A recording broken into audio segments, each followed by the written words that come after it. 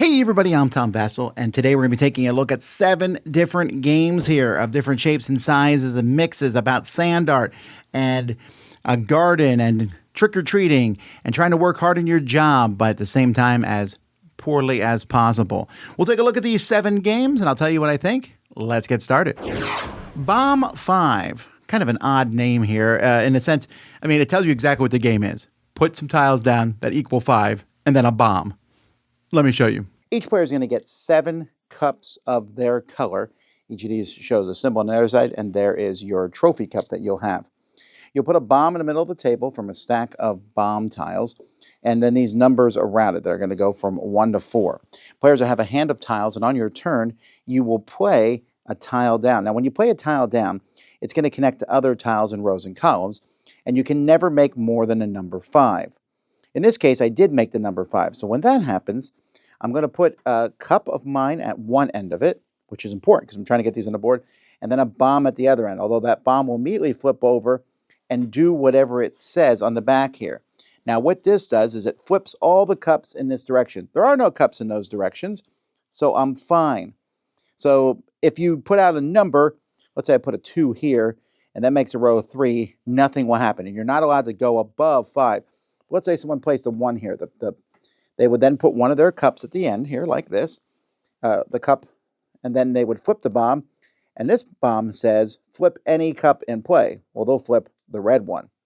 Now, if I was the red player and had done that, and this was face down, I could flip it face back up. And that's what's going to happen. If something happens to finish this row here, for example, let's say another 2 is placed here. I'll put my cup at the end of it, and then this gets flipped face down, doesn't do anything.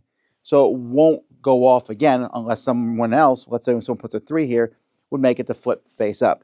And there's all different bombs that will take out everything in different directions, picking the tile on a board and so on. What you are trying to do is you are trying to get a certain number of your cups in the middle. If you have 5 of these with the cup face up, then you win the game. So this game is sort of a, not Scrabble, right? But it almost has a Scrabble feel. You're trying to make groups of 5. And you look at the board and say, can I make a group of 5 right now? Because honestly, if you don't make a group of 5 on your turn, it feels like a wasted turn. That's the one small negative I have. The other stuff is just kind of silly fun. If there's nothing on either side, you had a bomb on one side, you had your cup on the other. If there's a bomb on the one side, you had your cup on the other, and so on. And you then flip the bombs back and forth, and they're exploding and flipping your cups back and forth. It's basically just a lot of different flipping. And there's a little bit of memory, because if you flip a bomb over later on, you're like, I get to unflip one. Which one? A bomb might say, flip another bomb. You're like, ooh, I'll flip that one. Oh, that made one of my cups go back face down. Or using a bomb to flip your cup face up. So there's some silly, interesting ideas here. It's very portable. It's just shy of something that I want to play off, and I'm giving this a 6.5.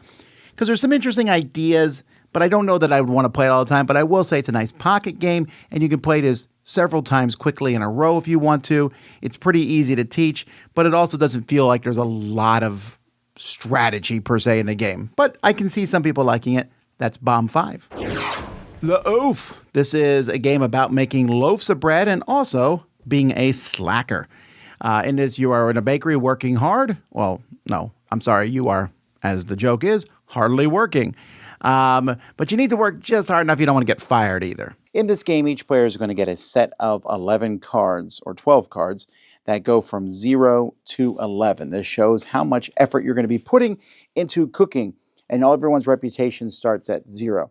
You have a good chef or a happy chef and an angry chef here, a good boss and a bad boss, and you'll have a deck of order cards. You'll flip one of these cards over, and this shows some rewards and stuff, but you're looking at the cards on the top of this deck. And the number of players, let's say we're playing a 4-player game, we need a total of 24. So everybody is going to, all of the players are going to simultaneously play a card in the middle of the table. We turn them over, add them up. So 8, 19, that's it. We did not make 24 because 2 people put in zeros. So these cards are discarded, and the boss is angry, so that goes over here. Now, if the boss is in a good mood or a bad mood, is going to change things. If the boss is in a good mood, then everybody basically the players who played the highest card, whoever played the highest card, let's say they were in a good mood, then this would be, they would go up in reputation equal to their card minus the average between everybody. In the case of a negative boss, which is going to happen now, anyone who played the lowest card, so these two people who played zeros, are going to lose reputation equal to theirs and the average. So in a 4-player game, it's 19 divided by 4 is 4. So they're going to lose 4 reputation points, both of those players. So they would move down on this reputation chart. Also, this might cause, the card that's tucked under here might cause something to happen immediately or end of game. In this case, at the end of the game, anybody who has a negative reputation is going to lose 3 points. And then you go to the next card and continue doing this. This one, for example, has an immediate effect. Whoever has the highest reputation is either going to gain or lose depending on how annoyed the bosses are. When one of these bosses has 5 cards underneath it, the game ends. If there are 5 cards underneath the bad boss and they're angry, anybody with negative reputation is immediately fired and can't win. And if it's a good boss, nobody's fired. But either way, you will take the value of all the cards that are left in your hand, add them up, plus any bonuses you have here. It's hard to read, but it's 2, 3, 4, 5 for having a positive reputation, plus any other bonuses that might be in effect from these cards. And whoever has the most points is the winner. This is an amusing game. I like the theme of it. You have these high-numbered cards. You don't want to get fired, so you need to play these cards every once in a while. But all it takes is one slacker, and then the whole mission fails. And in fact, you'll see kind of a wave back and forth as people start off, maybe they slack, then everyone slacks, and you all lose reputation. You're like, we better work hard. So you work hard, you do a better job, and you're like, but I don't want to give up my best cards because those are worth points at the end of the game. You can win, though, by being the only person not to be fired. But see, once someone knows that, they're like, I'm just going to use my cards. I won't get fired. Then someone else goes, well, I will also do that, but I'll work a little less hard than you, and then I'll win. And the next person's like, well, I'll work a little less hard than that. And so the theme here is actually pretty strong. The only disadvantage of this game, I think, in a sense, is that you have to look up those symbols sometimes to see what they mean, and those tokens don't fit very well on that scoring track. But other than that, I'm amused by this game. It is kind of chaotic, and it's kind of wild, and it's one of those games I think probably works best at full count, goes 2 to 6. As a 2-player game, there's some back and forth thought, but you want more of that chaos. It's almost a party-style game that I think is a little bit, interesting to the theme, but fun to play too. A 7 out of 10, that's loaf. Uninvited guests at a wedding. So this is a game from India where you're invited to a big giant Indian wedding. And from talking to the designer of this game, they were telling me how people show up at these weddings because you're a poor college student and there's a buffet. And it's a big wedding, so maybe you get lost in the crowd. But the aunties are going to get you. They're going to yell at you and kick you out. And so in this game, you are an uninvited guest at a wedding, but you're also on a bunch of selfies and different pictures of people, and you want to kind of get rid of the evidence. Let me show you.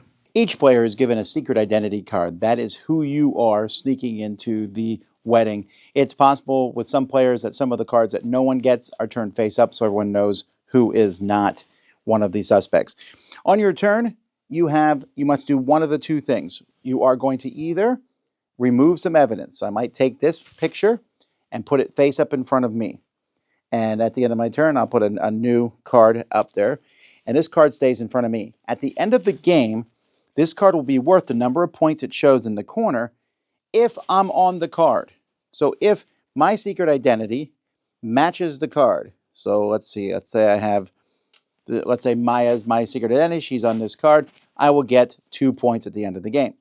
If I take one that I'm not on, then I'm going to get negative 1 point for that at the end of the game. But the fact is you might take those cards anyway, because another thing you can do is accuse someone. You go through the suspect cards, give it to them secretly, and says, are you Samar? And if they are, they're out of the game. You get their card. You'll take the card that they are. So let's say they are Samar. You'll take this card from them and keep it face down in front of you. And they're out. If you're wrong when you accuse somebody, then you're out of the game. So you have to be careful when you accuse somebody. Now, if everyone's eliminated but one person, it ends the game and that person wins. But otherwise, after 5 rounds of this, you start turning over tip-off cards. It says reveal one of the secret identity cards that were not enough. The tip-off card might not be anything. But if you get through all 6 tip-off cards, then simply of the remaining people who haven't been accused and kicked out of the wedding, You just count up your points, and whoever has the most points is the winner. This is a very, very simple deduction game. I mean, basically it is I take a card and I go, am I in that card? Why would I take a negative point? But maybe I'm trying to throw someone else. Because if I take 2 cards and there's only one person between those 2 cards, you will automatically assume that's me. But I might have waylaid you. And that's the game. That's really the whole game. Usually the games I've seen played, everyone's eliminated after a while except for one person, but it can last the whole time. And because of that, and people knowing that, you're going to take the points, the higher point cards have fewer people on them, so it narrows it down. But again, I might have taken it just to mess you over. You also know who you are, so I might be trying to mislead you by using a picture with you in it. But then if I know that you know, there's some things going on. But it's very simple. It's an easy one. It's a fun theme. This is a cool little game from Mosaic. I'd give it a 7 out of 10. Also, where's the buffet? Tricky Treats is a Halloween-themed game from Cranio Creations in which you are dressing up your kids that you have. You have a bunch of kids in front of you. You're dressing them up for Halloween and going out trick-or-treating. That's a fun theme. A lot of games do it, but usually little card games. This is a bigger board game, and this one's definitely geared towards kids. Let's see how it plays. In this game, each player is going to have a pile of trick-or-treaters here, 5 of them to be exact, and you're going to be collecting candy. You have a secret goal. Like my goal, for example, is I get 4 points at the end of the game for every combo of these candies that I get. But you can get more than that. On your turn, you are either going to take a costume card or you're going to visit a house. Now, the costume cards are really shiny in this video, but they're basically just clear cards that when you take them, you'll put it on one of your characters. And each of these children can have up to 3 things. They don't have to match or anything, although if they do match at the end of the game, like if this person gets all 3 of the dino outfits, you can get more points. In fact, at the end of the game, you can see the points here. If they're all the same color, 4 points. All different colors, different themes, 2 points. All the same theme, 6 points. And all the same theme and color, which he has, that'd be worth 8 points. So that's one way to get points. Another way is on your turn, you can go out and visit a house. To visit a house, you need to meet the requirements of the house. So this one needs shirts, for example, and you need at least 3 shirts. So I can't do that because I only have 2 of them at this moment in time. But if I had a third one, let's say she was wearing one, then I could visit that house. When you visit a house, you put a footprint on it because you can only go to it once. 3 shirts gives me 1 on the green candy track. I would move this up 1. And if I'm the first person there, I also get this bonus 2 points. And I can never go there again. If I'm the first person to go to all 3 houses in a row or column, I'll get the bonus there. Flip it over. Anyone who does it in the future will just get a smaller bonus. I can also go to these trick houses here and visit them. But to do that, I need to have 3 of that trick on my cards. So right now you can see I have 2 eggs face up. I would need to get a third one where we're throwing eggs at a house. And then I can go to that one. And at the end of the game, that's another bonus tile for me. So at the end of the game, you're going to score points for the candy that you've gotten. You're going to score points for the costumes that you're wearing, the bonus tokens that you've taken, your scoring token, and the other scoring tokens. And whoever has the most points is the winner. Component-wise, there is an issue in this one here. I mean, most of the components are fantastic. Those little tokens and the tracks are great. Everything looks really good. But the plastic cards stick together like all get out. Good night. I had to go through and peel them apart one by one. Then I shuffled it. Bent the card, shuffled it some more. And then it worked okay. Then the next time we pulled it out, the cards were sticking together again. I was like, ugh, that's kind of a pain. Other than that, though, I think it works really well. It teaches kids a lot of good principles because you're initially going to go, hey, I want to just get the right outfits on these kids. I need purple to go to that house there. So I want as much purple outfits of my kids to go there. But you know what? If I go there first, I get 2 points. That's a big deal. I might go there before my kids are completely in their outfits. Also, how do I score these outfits? Oh, you want the matching outfit, but that may never come out over the course of the game. So it might be better for me to just take an outfit that's all the same color and get points. And then also, do I want to get these tricks out here on the top so that I can go to one of those scoring houses to score more points at the end? This stuff is pretty heady stuff for a kid's game, but because of the theme, it's pretty easy to get into. And so kids are going to understand these aspects of being the first out gets you more points. Making a row is more points. dressing up your kids as points. It's almost like a little point salad game for kids, and they get points from different ways. But that theme carries the mental cognitive load of what they need to figure out to play. And adults aren't going to be bored playing it either. It also doesn't overstay its welcome. The box says 45 minutes, but it could easily be 30 minutes too. So it's a nice game, other than those sticking cards. And that is an issue, so you got to keep that in mind. But I like it other than that. A 7 out of 10, tricky treats. Sand art is a gorgeous thing. I really like sand art. I like looking at it. I've never made one, but I find that process fascinating. And I was excited to see this. It's a drawing game. I was about to say rolling right and flipping right. It's neither of those. It's a moving right. Let me show you. Each player is going to get a sheet, and there is a ton of sheets, although only single-sided for some reason. You also have a set of pencils. Now, I do want to talk briefly about these pencils.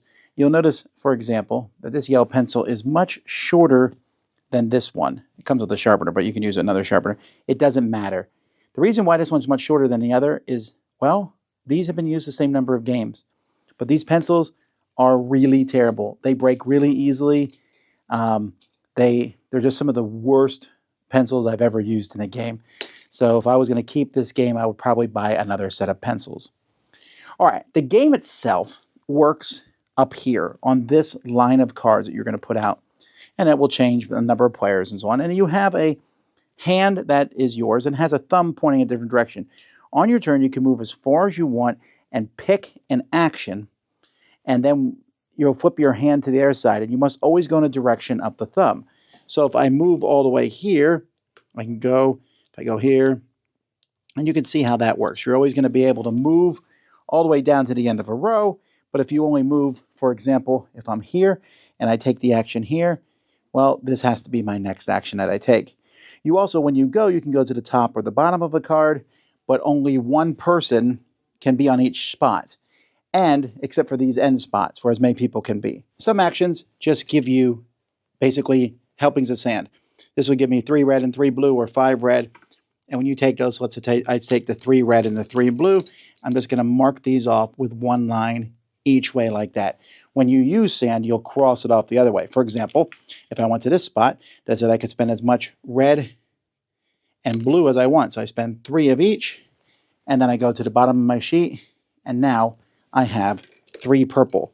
But that is a completely separate action. The main action that you'll be doing often will be these funnel actions. This is any color sand that you want, or maybe a very specific type of sand. And you're going to use your sand and fill it in the bottom. So let's say I'm using purple. I decide to use all 3 of my purples. And you'll notice at each of these spots here, oh, that's not a good pencil. No, that one's broken. Anyway, you'll color in. This has a single dot, so that takes up one of my purple sections of sand. I can fill in this one too at the same time because there's no dots in it. And then let's say I fill up this one here. So there we go. I've used all 3. And I would obviously color much nicer as I did this. But sand also comes from the top to the bottom, so you have to kind of fill evenly as you're going up. The other actions you have, you can go to the 3-point layer or the 5-point layer card, which will give you one of the face-up cards that's near the board. And I can take these at the end of the game, and I can put them next to the board on any side, on either side. And if the colors match up, so if this was yellow, blue, and green, I'm going to get 5 points. I can do it multiple times, and I can use the same card for both sides if those colors match up. There's also going to be some objectives here on the board that if you form these exact shapes with those exact colors, at the end of the game you'll get points. The first person to fill their entire jar is going to get points. And then there's going to be points for having the most of each of the different colors at the end of the game. There's also a shake action, which lets you refresh the point layer cards, but also you can shake sand from the top and add it into other sections, kind of just like spreading out the sand. And then once you fill past a line here, you'll get extra bonuses. Take an extra scoop of sand. When you go to a card, when you're on a card, rather than move off the card, I can just go to the other side of the card if it's free and just flip my thumb and go take an extra action and things like that. So these all are going to give you extra bonuses. I like the extra scoops. I like being able to choose either side of the card as you move up. When someone fills up the bottle completely, that is going to end the game, and you'll add up the points, and whoever has the most is the winner. Poor components. The pencils really do bring this down a bit for me. I would like it more with better pencils. It's really a problem. Because the thing about this game is it's about coloring. I love the concept in the middle. The thumb with the hand going back and forth. That's a really clever mechanism. It does get muddy as you get more special abilities. It's like I can move and then move again, and I can go to the top or bottom, or I can stay on the same card, and you're like, okay, you have those special abilities. And there are a few rules in the game that are a bit wonky. The shaking the glass to settle the sand is just such an unclear rule. That rule, maybe that rule's a thematic rule that you actually do that with these bottles, right? But they could have dropped that rule from this game, and I don't think it would have changed it at all. And then the fact is you get so caught up in doing the sand that the scoring on the sides, you have to keep an eye out for that. You take this card, I need blue, yellow, blue. Okay, so I'm just making the sides that. It doesn't really matter what's in the middle except for those things at the top, and those are very exacting things. So that is combined with the idea of, hey, I like to go back and forth, and I like to pick up the sand, and I like to pour it into jars. And the board looks cool, and there's such a mix of, this is cool, this is not. I was really pumped about this when I first heard about it. I'm a little disappointed. I don't dislike the game. I'm giving it a 6 out of 10, but it feels like it could have been more. The shaking is unnecessary. The scoring, I think, could have been stronger in how it works and even how it's explained, putting those cards on the side. I feel like there could have been other things. But the main mechanisms of moving that hand back and forth and taking the actions, that's really good. So it's kind of a mixed bag here for me. That's Sand Art. Check it out. Gzhel is a city near Moscow, and this game is based on that because they're known for making these paintings of these white vessels with these little blue flowers all over them. They're pretty cool and beautiful, and that's what this game is about. It's kind of an abstract game about rearranging your board. Each player gets their own set of tiles here. They're all blue, and they have 5 different blue flowers on them: the orchid, the poppy, the rose, the bellflower, and the tulip. The way you tell whose is because you each have a blue stamp on the back of your tiles that matches your score token, which, incidentally, are all blue. And so you have 2 boards that you'll have randomly. One is diamond shape and one is circle shape, and all the boards have that on both sides. You kind of have the 2 random boards with different patterns in the background: leaf, lace, floral, and grid. One of these, the one that's shown on this random card, you'll leave open, you'll put the rest out, and you have one face down as a stamp. On a turn, you'll have these cards out like this, and a player will pick an animal. So let's say, for example, I pick hedgehog. So I will take, there's a hedgehog here, I'll take off all the tiles next to the hedgehog, and here the tiles next to this hedgehog. Everyone does the same thing. They take these tiles off. They then are going to put these tiles back on the board, and they can kind of put them anywhere they want. Now, you are trying to match the scoring on these cards. This one has to do with your diamond board. So and this one has to do with your circle board. And this one here, you want to have the same flower on as many of these spots. I can even put this stamp here on the board if I want to. So this one, for example, I'm going to pick one flower. So I'll pick the bellflowers. I have 1, 2, 3 of them on this lattice background. So I get 2 points. This one here, if I have this shape anywhere in my circle area, I'll get 2 points. Well, I didn't even come close to that, I don't think. No, I don't. Yeah. Then, by the way, you might wonder, what are these flowers? You can't see them. That just means 2 of the same flower. So I still don't think I pulled that off anywhere. And then this card here is going to give me points, and this one only goes for this one. And again, there's a thing in a book that explains all these cards, and that's pretty important because, honestly, I forget, but you pick one type of flower that's around these figures and get 1 point for each type, then a different flower. So I might say, for example, it's on this board here, the hedgehog, I'll pick this flower, and I get 1 point. And then next to the fox, I'll pick the bellflowers, which gives me 2 points. So everyone's going to score those points, and then you'll start another round. Now, there are these stamp tokens. You can always put a stamp token on a board to do a couple things. One, you can pick a different animal than the one that the person whose turn it is. Everyone's pulling their tiles off the board, but whoever goes first will pick which one. You can pick a different one. You can also move a token, or you can switch 2 tokens by spending a stamp. The problem with stamps is when they're on the board, if someone picks swan, I'll take these 3 off. This one doesn't come off. It simply flips over. and it will come on a future turn, but it's kind of stuck there for a couple extra turns.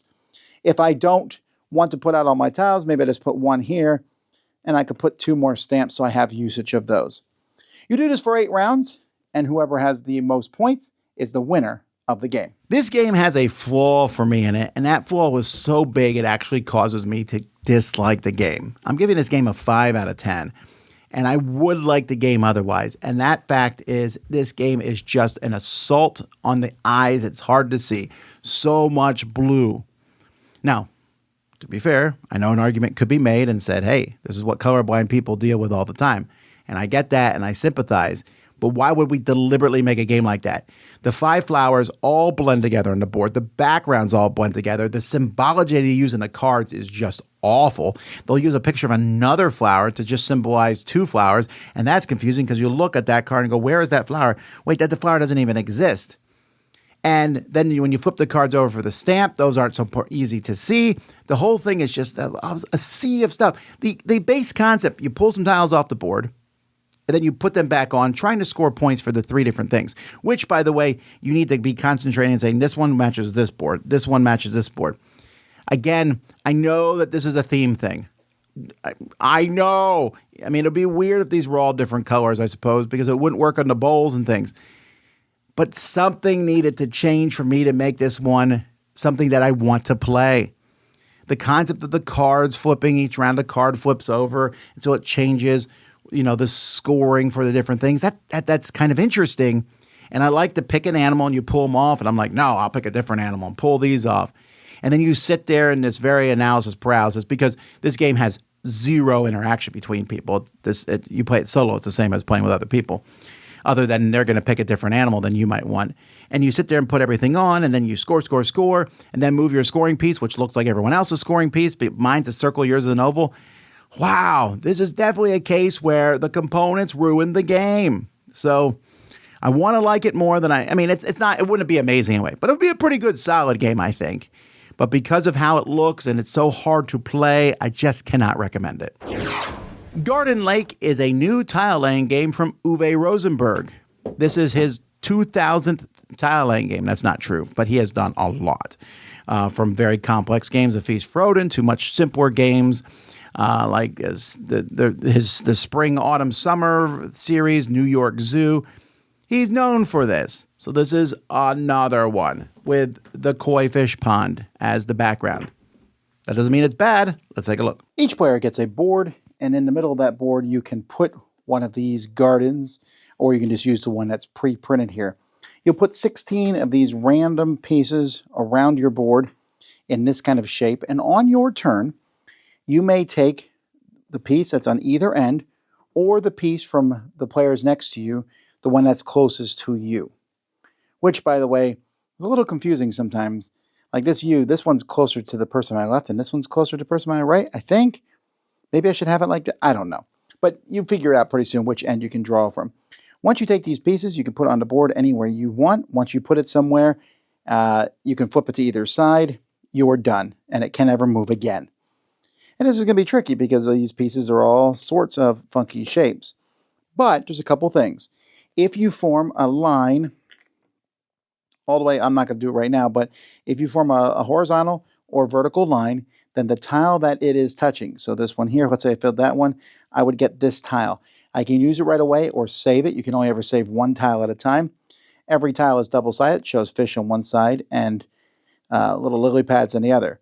Also, if you cover up these shapes here completely, then you will get a tile that matches that shape, or this one. And again, you can put these wherever you want, adding them to your board. This is going to continue. You'll be taking these tiles. There's some rules. If your tiles run out, you can draw more from the bag. And also, if you're using one of these boards here, there will be pieces on these that if you completely surround the different pieces on these boards, then you can take that matching piece. There are these special pieces here that will go on there and just fit on the board. So if I surround this completely, then this just comes out and fills in those spaces. Anyhow, the game ends, and when you're going to get a point for every complete row and column, and then for every group of lily pads and or fish that is 7 or more, you're going to get 2 points. Whoever has the most points is the winner. wow, those tiles are an assault for me. I have difficulty with those tiles. In fact, when we first got it, the first game of this I played, I was playing with my family, and I said to my son, I said, you know what, these tiles are hard. I completely understand. Do not expect to fill your whole board in. And indeed, I did not fill my whole board in. He did, though. So that's me being a big dummy. Because as you put these pieces in, if you cover up that stuff, you get the other little tiles and put them in. And that's cool. The groups of 7 is a trickier rule. I don't love that rule because you're already trying to put these things in this board, and then I'm like, oh, I'm going to put together a group of goldfish. Okay, that has 7 now, so I don't want to add any more to that. But I'm also combining that with these pieces. And then that whole U shape that you put, or a C, or whatever the letter is, and you can take one from either person, so I'm looking at that. It makes it hard to work ahead because a tile that I might take, you might take. So I can't really plan on what tiles are out there until my turn, which slows the game down a bit. Now, I say all this, the game works fine. It is another tile laying game from Uwe Rosenberg. Does it stand out amongst his other ones? No. Not for me anyway. It's intriguing. These are weird shaped tiles. The idea of covering things up to get the little tiles that are so easy to fit on your board and fill things in, that's great. And I'm sure other people will enjoy this more than me, but I thought this was just okay. It's a 6 out of 10 for me. Again, it's not a bad experience, but it's also not one that I'm going to go back and go, ooh, that sounds fun. Let's play it again. So this is one, though, I think that mileage may vary. I think other people may like this more than myself, although I would argue strongly that whether you like this or not, in a few years, no one's going to remember this one, unfortunately, because there's so many out there. And in my opinion, the tile laying games he's done that are very good, like Cottage Garden and so on, those have kind of faded with time as gone by. And I think those are excellent games. So if I don't think it's excellent, then why would I get this over one of the other ones, I think, in my opinion? New York Zoo is probably the pinnacle of the style. Why would I not get that one? But maybe you like koi ponds, and maybe the idea of these tiles being crazy tiles really appeals to you. Then you'll want to check out Garden Lake. All right, folks, there you go. 7 reviews. Some component issues this time on these games, and some really funny themes, too. My favorite theme here is like a tie between loaf and uninvited guests at a wedding. But, hey, these are my opinions on the games. You might think differently. If so, let us know in the comments. Thanks so much for watching. I'm Tom Vasel, and this is 7 short reviews on the Dice Tower. I want to quick say thank you before we close to some of our GameFound backers. I want to say thank you to Lauren D. from Adelaide, South Australia, to Seth Allison, to Greetings from Bavaria from Suzanne and Jens, and to Aaron France. Thank you so much for supporting the Dice Tower, and thank you all for watching.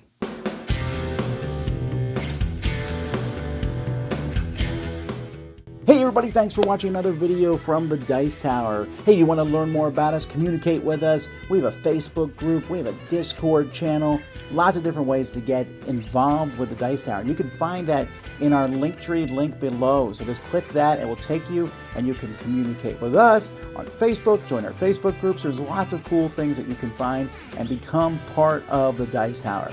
Thanks so much for watching. I'm Tom Vasel.